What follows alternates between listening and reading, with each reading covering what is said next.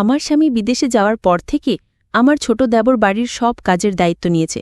বাড়ির ছোটখাটো কাজ যেমন মেশিন ঠিক করা, বিদ্যুতের কাজ সবই ওর ওপর। একদিন আমার সেলাই মেশিনে কাপড় আটকে গেল। নিজেই চেষ্টা করলাম ঠিক করতে, কিন্তু কিছুতেই ঠিক হচ্ছিল না। বেশ খানিকটা বিরক্ত হয়ে আমি আমার দেবরকে ডেকে নিলাম। সে এসে মেশিনটা দেখল, বলল, ভাবি, আপনার মেশিনে তো মূর্ছে পড়েছে, পুরোটা খুলে আবার ঠিক করতে হবে। আমি প্রযুক্তির ব্যাপারে বিশেষ কিছু জানি না, তাই বললাম, যা করার তাড়াতাড়ি করো, আমার অনেক কাজ আছে। শুধু এটুকুই বললাম, যা করতে হবে করে নাও। সে কিছু সময়ের জন্য বাইরে চলে গেল, হয়তো কোনো সরঞ্জাম বা অন্য কিছু আনতে। কিছুক্ষণ পরই সে ফিরে এলো এবং বলল, চলুন ভাবি। তার মুখে সামান্য হাসি ছিল, কিন্তু তার চোখে একটা অদ্ভুত ঝিলিক দেখলাম, যা আমার ঠিক বোঝা গেল না। এই কথা শুনে আমি একটু বিভ্রান্ত হয়ে গেলাম, কারণ সে আমাকে তার ঘরে নিয়ে যেতে চাইল। আমি যখন তার ঘরে গেলাম তখন দেবর, আমার নাম পূজা, আমার বয়স 28 বছর।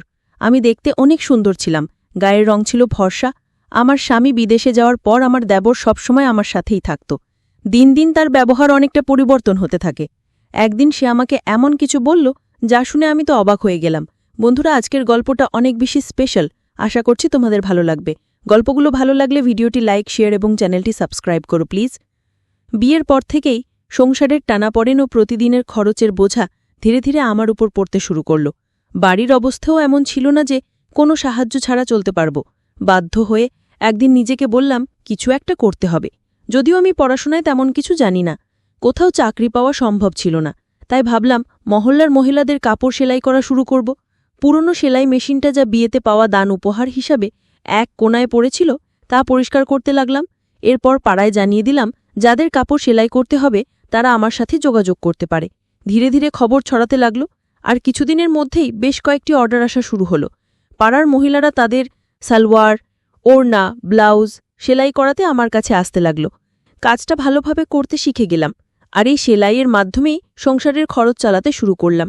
সেলাই করতে করতে প্রায়ই আমার বাড়িতে মহিলারা ভিড় করত, কারো মাপ নেওয়া, কারো ফিটিং ঠিক করা, কেউ আবার পুরনো কাপড় নতুন ফ্যাশনে সেলাই করাতে চাইত, আর কেউ কেউ শুধুই মন খুলে গল্প করতে আসত। ধীরে ধীরে এই সেলাইয়ের কাজের সাথে তাদের সঙ্গেও এক ধরনের সম্পর্ক গড়ে উঠল। তারা আমাকে তাদের মনের কথা বলত, সমস্যার কথা শেয়ার করত। এতে আমিও এক ধরনের সান্ত্বনা পেতাম। একটা উদ্দেশ্য খুঁজে পেলাম, দিনভর ব্যস্ত থাকার, নিজের কষ্ট ভুলে থাকার। সেলাইয়ের কাজ বাড়তে লাগল। এক মহিলা কাপড় দিতে আসলে আরেকজন নিতে চলে আসত। আমার নিজের সন্তান ছিল না, তাই এই কাজের জন্য বাড়িটা সবসময় মহিলাদের হাসিতে ভরে থাকত। ওদের হাসিরটার গল্পে আমার বাড়িতে যেন নতুন করে জীবনের প্রাণচাঞ্চল্য ফিরে এলো। কাজের সাথে সামান্য আয়ও হচ্ছিল, যে আমার জন্য এক প্রকার স্বস্তি নিয়ে এলো। কিছু মাসের মধ্যেই আমার সেলাইয়ের দক্ষতার কথা আশেপাশের এলাকাতেও ছড়িয়ে পড়ল। এবার দূরের মহল্লা থেকেও মহিলারা তাদের কাপড় সেলাই করাতে আসতে লাগল। কাজের চাপ এতটাই বেড়ে গেল যে একা সামলানো মুশকিল হয়ে পড়ল। প্রতিদিন ঘণ্টার পর ঘণ্টা মেশিনের সামনে বসে কাজ করতে করতে কাঁধ ব্যথা করতে শুরু করল, এমনকি আঙুলগুলোতেও ব্যথায় ফুলে যেত। শেষে পাড়ার কয়েকজন মেয়েকে সাহায্যের জন্য ডেকে নিলাম, যারা সেলাই শিখতে আগ্রহী বা কিছু আয় করতে চায়। আমি বললাম, তারা যেন নিজেদের সেলাই মেশিন নিয়ে এসে আমার সাথে কাজ করে। এর বিনিময়ে তারা সেলাই শিখবে এবং সামান্য পারিশ্রমিকও পাবে। কেউ কেউ সেলাই মেশিন প্রথমবার ধরেছিল। ধৈর্য ধরে তাদের কাপড় ঠিক করে বসানো, সুতো লাগানো এবং সোজা সেলাইয়ের কৌশল শেখাতাম। তাদের আশায় আমার কাজ অনেক হালকা হয়ে গেল। এখন বাড়িটা আরও প্রাণবন্ত লাগত। ওরা হাসত, গল্প করত, আর মাঝে মাঝে আমার সাহায্যে নতুন কিছু ডিজাইন শিখত। তাদের সাথে আত্মীয়তার মতো একটা সম্পর্ক গড়ে উঠেছিল। আমি তাদের সেলাই মেশিন চালানো শেখাচ্ছিলাম, আর ধীরে ধীরে কাজও দিতে শুরু করলাম। তবে নতুন বলে প্রায়ই ভুল করত। কখনো কখনো মেশিনে কাপড় আটকে যেত, কখনো সুতোর গিট ছিঁড়ে যেত বা আঙুল ফুটত। প্রতিদিনই মেশিনের সমস্যা হতো, আর ঠিক করাতে আমার অনেকটা সময় চলে যেত। একদিন তাদের মধ্যে এক মেয়ের মেশিন আবার নষ্ট হয়ে গেল। কাপড় মেশিনে আটকে গেল। আমি নিজে থেকে চেষ্টা করলাম ওর মেশিনটা ঠিক করতে, কিন্তু সফল হলাম না। বাধ্য হয়ে আমি তাকে বললাম, আজ তুমি মেশিনটা ঠিক করে নিয়ে এসো, আজ আর কাজ করতে হবে না। মেয়েটি চলে যেতে প্রস্তুত হচ্ছিল। তখনই আমার দেবর বাড়িতে দুপুরের খাবারের জন্য এলো। আমি রান্নাঘরে গিয়ে তার জন্য খাবার গরম করতে লাগলাম। জানালা দিয়ে তাকিয়ে দেখি আমার দেবর সেই মেয়েটির সঙ্গে কিছু কথা বলছে। আমার দেবর মেয়েটিকে জিজ্ঞাসা করল, তুমি এত তাড়াতাড়ি ছুটি নিয়ে বাড়ি যাচ্ছ কেন? মেয়েটি বলল, আমার সেলাই মেশিনে কাপড় আটকে গিয়েছে, তাই মেশিন নষ্ট হয়ে গেছে। ভাবি নিজেই ছুটি দিয়েছেন, কাল বাইরে থেকে ঠিক করিয়ে নিয়ে তারপরই কাজে আসব। মেয়েটির কথা শুনে আমার দেবর বলল, আরে বাইরে গিয়ে ঠিক করানোর কী দরকার, যখন বাড়িতেই লোক আছে। দেবরের কথা শুনে মেয়েটি থেমে গেল। সে বলল, তুমি যদি মেশিনটা ঠিক করে দাও তাহলে খুবই উপকার হবে। না হলে আমাকে বাবাকে বলেই বড় বাজারে পাঠাতে হবে, আর বাবাকে সাইকেলে মেশিন নিয়ে যেতে অনেক কষ্ট হবে। মেয়েটির কথা শুনে আমার দেবর মেশিনটা পরীক্ষা করতে লাগলো। বলল, তোমার মেশিনে তো মরচে ধরে গেছে, এটা পুরোপুরি আটকে গেছে, ভালোভাবে খুলে ঠিক করতে হবে। মেয়েটি অবাক হয়ে বলল, তাহলে তুমি ঠিক করতে পারবে না? দেবর হেসে বলল, না, আমি এ কাজ ভালোই জানি। মেয়েটি খুশি হয়ে পাশে বসে পড়ল এবং বলল, আমার একটা সেলাইয়ের কাজ করতে হবে, তাড়াতাড়ি করে দাও প্লিজ। দেবর তখন বলল, মেশিনটা আমার ঘরে নিয়ে এসো, আমি ওখানেই ঠিক করব। মেয়েটি একটু দ্বিধায় পড়ে গেল। তখন দেবর বলল, আমার সব সরঞ্জাম ঘরেই আছে, তাই মেশিন ঠিকঠাক করার জন্য ওখানে নিয়ে যেতে হবে। দেবর বলল, আমি ঘরেই ঠিক করে দিচ্ছি। মেয়েটি মেশিন নিয়ে তার ঘরে গেল। আমি খাবার গরম করে বাইরে রাখলাম, কিন্তু অনেকক্ষণ কেটে গেলেও দেবর এবং সেই মেয়েটি ঘর থেকে বেরোচ্ছিল না। দুজনেই তরুণ, তাই চিন্তায় পড়ে গেলাম। কিছুক্ষণ অপেক্ষা করলাম, কারণ দেবরের ওপর সন্দেহ করতে চাইনি। তবু দীর্ঘ সময় পর ধৈর্য হারিয়ে অবশেষে দেবরের ঘরের দিকে যাওয়ার সিদ্ধান্ত নিলাম। ঠিক তখনই মেয়েটি সেলাই মেশিন নিয়ে বাইরে বেরিয়ে এসে বলল, ভাবি, মেশিন ঠিক হয়ে গেছে। ওর কথা শুনে আমারও স্বস্তি হলো এবং আমরা নিজেদের কাজে ফিরে গেলাম। কিন্তু আমি মনে মনে ভাবছিলাম, দেবর এতক্ষণ ঘরে কি করছিল। কিছুক্ষণ পরে দেবরও ঘর থেকে বেরিয়ে এসে বিছানায় বসে খাবার খেতে লাগলো। পাশের বাড়ির বিয়ের জন্য প্রচুর কাপড় সেলাইয়ের অর্ডার পেয়েছিলাম, আর সময় খুব কম ছিল বলে কিছুটা দুশ্চিন্তায় ছিলাম। কিন্তু দেবর দ্রুত মেয়েটির মেশিন ঠিক করে দেওয়ায় কাজ সহজ হয়ে গেল। খাওয়া শেষ করে দেবর মজা করে বলল, যার মেশিন নষ্ট হবে আমি আছি। আমি হেসে উঠলাম। এই সেলাই কাজ থেকে এখন বেশ ভালো আয় হচ্ছিল, তাই মনও বেশ ভালো ছিল। বিয়ের 9 বছর কেটে গেছে, আর স্বামী বিয়ের কিছুদিন পরেই বিদেশে কাজের জন্য চলে ছিল। প্রায় 3 বছর ধরে সে দুবাইতে আছে। 6 মাস বা বছরে একবার ফিরত। ছুটি পেলেই স্বামী বাড়িতে আসত, সপ্তাহখানেক থেকে আবার দুবাই ফিরে যেত। বাড়িতে শ্বশুর শাশুড়ি আর এক দেবর ছিল। শ্বশুর শাশুড়ি ছিলেন বয়স্ক এবং প্রায় অসুস্থ থাকতেন। দিনের বেশিরভাগ সময় নিজেদের ঘরেই থাকতেন। দেবর খুবই ভালো ছেলে ছিল। বয়স মাত্র 20 হলেও সে নিজেই একটি দোকান খুলেছিল, যেখানে মেশিন মেরামতের কাজ করত। আমি ওকে বলতাম, তুমি এখনো ছোট, পড়াশোনা করাটাই দরকার।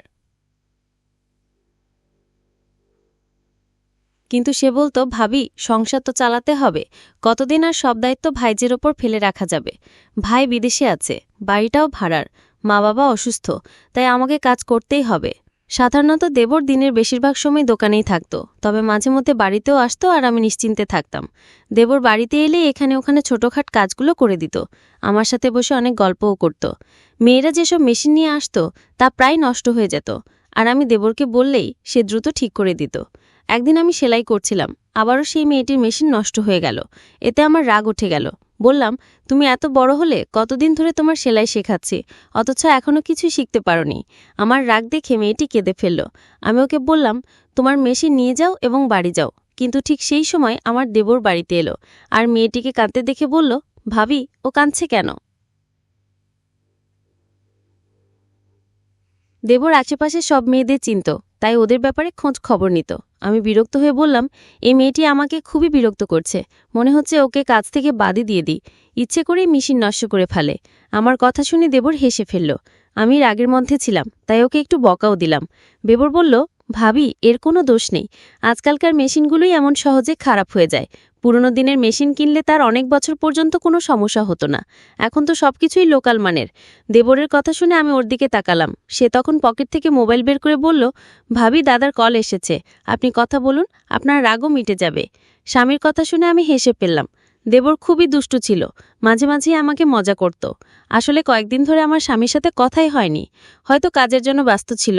প্রায় প্রতিদিনই দেবরকে বলতাম, দাদার সাথে একটা কল লাগিয়ে দাও, কিন্তু সে প্রতিবারই বলতো, ভাবি, আজ মোবাইলে টাকা নেই, কাল কথা বলিয়ে দেব। তবে বেশ কিছুদিন পার হয়ে গেলেও সে কলটা করে দেয়নি।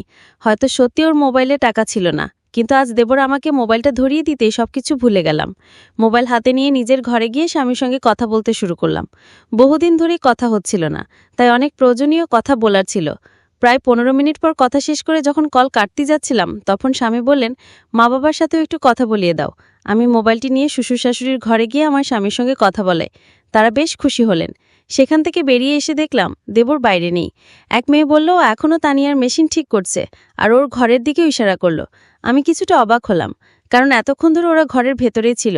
ঠিক তখন মনে পড়ল, আমি এখনও দেবরের জন্য খাবার গরম করিনি। নিজের মাথায় হাত ঠেকালাম। স্বামীর সঙ্গে কথা বলার ফাঁকে দেবরের খাবার দেওয়ার কথাই ভুলে গিয়েছিলাম। দেবর যখন বাইরে এলো, তখন আমি বললাম, তুমি বসো, আমি তোমার জন্য খাবার গরম করে আনি। কিন্তু দেবর বলল, না ভাবি, ভাবি আমার পেট ভরে যাচ্ছে, আজ খাবো না। হেসে সে বাইরে চলে গেল, আর আমি একটু অবাক হয়ে মেশিনের পাশে বসে ভাবতে লাগলাম, আসলে ও কোথায় গিয়ে পেট ভরালো। সেদিন আমি কাজের মাঝে হঠাৎ একপাশে দেখলাম আমার তানিয়া কিছু মেয়ের সাথে ধীরে ধীরে কথা বলছে। তার মুখে এক ধরনের আনন্দ ঝলকাচ্ছিল, যেন সে আনন্দে মেতে আছে। তার মুখে এক অদ্ভুত লালচে আভা ফুটে উঠেছিল, যা দেখে আমার মধ্যে হালকা অভিমান তৈরি হলো। আমি এগিয়ে গিয়ে প্রশ্ন করলাম, তানিয়া, তোমার মেশিন ঠিক হয়ে গেছে? সে তাড়াতাড়ি মাথা নাড়ল। আমি তাকে বললাম, তাহলে এবার কাজটা ঠিকঠাক করো। আমার কথা শুনে সবাই নিজেদের কাজে মন দিল। কাজ করতে করতে আমি আমার স্বামীর কথা ভাবতে লাগলাম। বহুদিন ধরে আমি চাইছিলাম সে যেন কিছুদিন বাড়িতে থাকে। আমার মন খুব চেয়েছিল তাকে বাড়িতে দেখতে, কিন্তু সে বলতো যদি বাড়িতে আসি তাহলে বেশ কিছু খরচ হবে, তাই কিছুদিন না আসেই ভালো। আমি জানতাম সে আমাদের ভবিষ্যতের জন্য প্রতিটি টাকার হিসাব করছে, যাতে আমাদের ভবিষ্যৎ আরও ভালো হয়, কিন্তু তবু তার দূরত্ব আমাকে কষ্ট দিচ্ছিল। মনে মনে ভাবতাম, সে যদি প্রতিদিন বাড়ি ফিরতো, আমার সাথে থাকতো, তাহলে কেমন হতো। আমি চাইতাম সে বাড়ি ফিরুক, হয়তো কমাই হবে, কিন্তু সে পাশে থাকলে সবকিছু সহজ হতো। তাই আমি চুপচাপ সেলাইয়ের কাজে মন দিতাম। সেলাই করার মাধ্যমে কিছু আয় করতে পারছিলাম, যা